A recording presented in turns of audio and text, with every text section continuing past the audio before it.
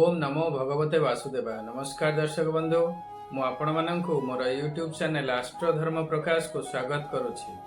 आसंतु देखिबा जून 2026 रे मकर राशि व्यक्ति मानकर समय किपरि रहिबो। मकर राशि अधिपति ग्रह हेउछन्ति शनि, जे कि तृतीय स्थान रे अवस्थान करुछन्ति। तृतीय शनि शुभ फल प्रदान करन्ति।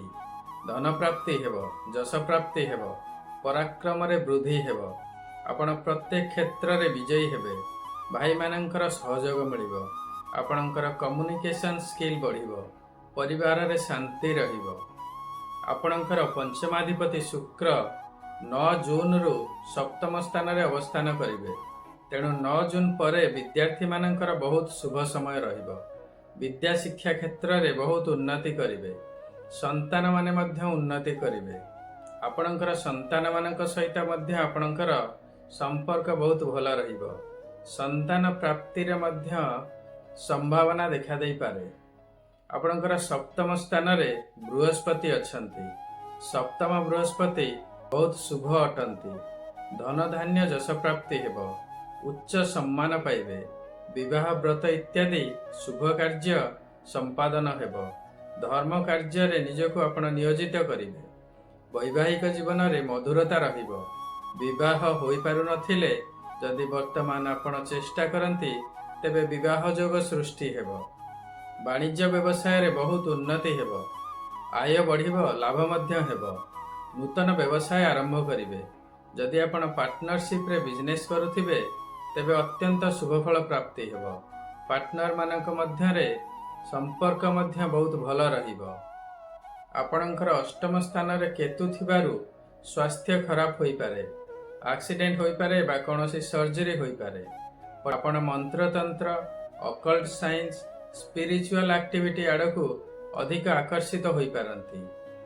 आपण प्रभु गणेशंकर पूजार्चना करंतु। प्रत्येक दिन विष्णु सहस्र नाम जप करंतु। शुभ हेबो। आपणकर भाग्याधिपति बुध एवं लाभाधिपति मंगल शुभ अछंती। तेणु समस्त दृष्टि अत्यंत शुभ समय अछि। बृहस्पति एवं शनिकर प्रतिकार करंतु। अत्यंत शुभ फल प्राप्ति हेबो। बृहस्पतिंकर कृपा प्राप्ति पाई आपण प्रत्येक दिन ओम सह गुरवे नमः जप करंतु। जदि गुरु दीक्षा नहीं थिबे तेबे गुरु मंत्र जप करंतु। प्रत्येक दिन आपणकर इष्ट देवता बा इष्ट देवींकर श्रद्धा पूर्वक पूजा करंतु। ओम नमः शिवाय जप करंतु। प्रत्येक सोमवार शिव मंदिर जांतु, शिवंकर पूजा अर्चना करंतु। निज कुल पुरोहित बा ब्राह्मण मानक सहित संपर्क भल रखंतु। पिता मातांकर सेवा करंतु एवं गो मातांकर सेवा करंतु। देवगुरु बृहस्पतिंकर कृपा प्राप्ति हेबो। शनिदेवंकर कृपा प्राप्ति पाई प्रत्येक दिन शनिंकर बीज मंत्र ओम सम शनिश्चराय नमः जप करंतु। शनिवार दिन शनि मंदिर जांतु एवं शनिदेवंकर पूजा अर्चना करंतु। राशि तेल रे दीपटिए दान करंतु। काऊ एवं गुला कुकुर मानंकु प्रत्येक दिन किछि किछि खाइबाकु दियंतु। दरिद्र श्रमजीवी एवं सफाई कर्मचारी मानंकु खाद्य, कला वस्त्र, कंबल, छता, जोता बा चपल इत्यादि दान करंतु। प्रत्येक दिन हनुमान चालीसा पाठ करंतु। शनिदेवंकर कृपा प्राप्ति हेबो। यह थिला विभिन्न ग्रह मानंकर गोचर रे प्राप्त हेउथिबा शुभ एवं अशुभ फल।